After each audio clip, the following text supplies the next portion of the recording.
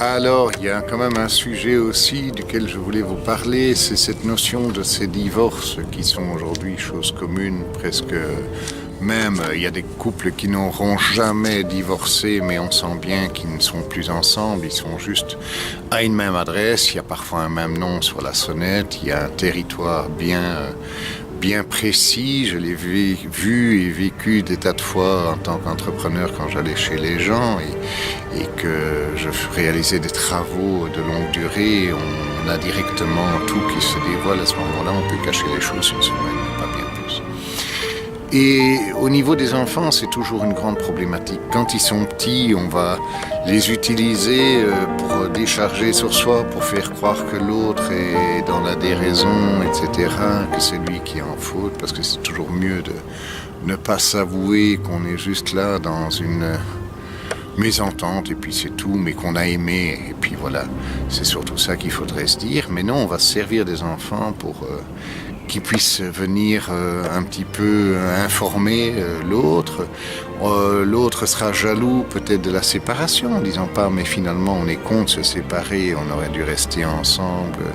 Et puis voilà, donc on va commencer à essayer de les utiliser pour savoir alors maman ou papa il a une copine, et puis le gamin lui il commence à très bien comprendre et il se dit mais moi je vais me servir aux deux râteliers, donc je vais me faire offrir des cadeaux d'un côté, des cadeaux de l'autre, je vais exiger ça, je vais faire un chantage affectif, et dans le chantage affectif on va donner aux enfants pour les calmer ou on va les utiliser. Quelle tristesse, quel dommage. Quand ils sont plus grands, ça peut être encore pire. On va payer les enfants, les soudoyer pour que la vérité ne se dise pas lors des procédures de séparation, lors des revendications de biens, du bien matériel, etc. Et il y a des enfants qui vont complètement se laisser berner sans aucune notion d'analyse, à se demander ce que leur a inculqué. Mais c'est sûr que quand on y va à coup de masse financière, un enfant, un ado qui est dans le besoin financier ne va même pas réaliser et croire que de fait l'un ou l'autre sont des purs crétins ou sont des êtres tout à fait égoïstes parce qu'ils ne leur donnent pas l'argent, parce qu'ils oublient même dans le discernement de se dire mais l'un a plumé l'autre et donc l'autre n'a plus d'argent à nous donner. Et est-ce que la relation d'amour est une relation d'argent?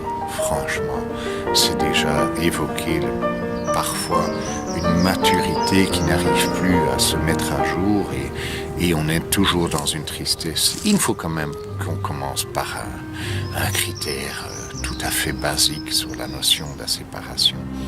Est-ce que vous pensez sincèrement que dans un couple, on se soit dit qu'on allait se mettre ensemble pour se séparer? La réponse, je pense qu'il ne faut même pas la dire, ce serait un peu affligeant.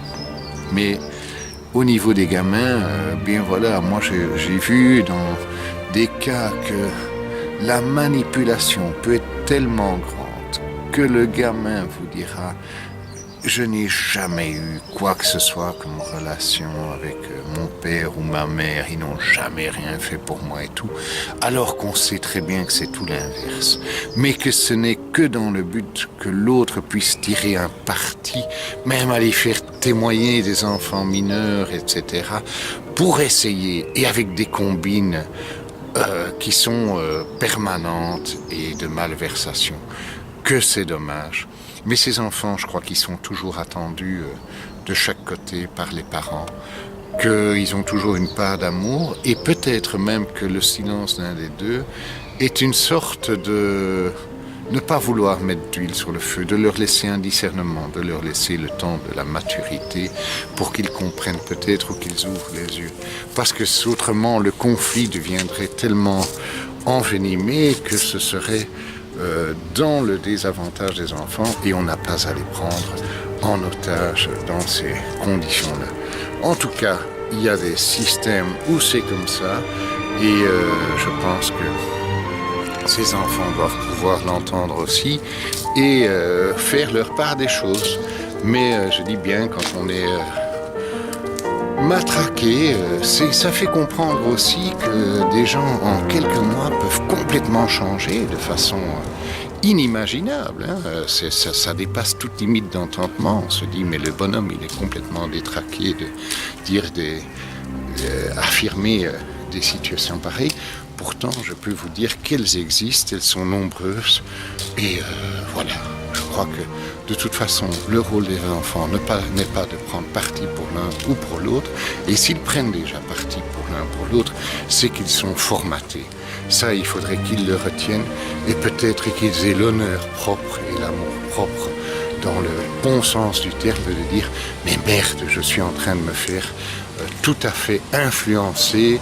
Pourquoi est-ce qu'on me donne ça ou ça pour que j'en sois... Voilà, oui, ça fait plaisir, mais est-ce que le but caché derrière tout ça n'est pas un but de manœuvre? Bon, ça fait partie de l'apprentissage, ça fait partie de tout, mais vivons autrement, essayons aussi, même pour ces gamins-là, qui plus tard en feront peut-être des maladies et des dépressions, des cancers, tout ça, mais essayons d'évoluer, essayons de réparer, et puis voilà. C'est sûr que dire je t'aime, c'est pas facile, on l'a évoqué dans d'autres cassettes, mais de faire croire que l'autre est un salaud, c'est tellement facile quand on a des possibilités financières ou qu'on le fait croire et qu'on le rabâche tous les jours en dévalorisant. Et que même un gamin n'est plus capable d'avoir le discernement de dire « mais l'autre faisait tout avec moi pour que j'aille bien ». Et donc, je pense qu'on peut modifier les choses. Je crois que tous ces enfants sont toujours bien accueillis un jour chez leurs parents. Mais c'est aussi à eux de faire la démarche d'oser revenir vers eux et qu'ils doivent savoir qu'ils sont toujours attendus.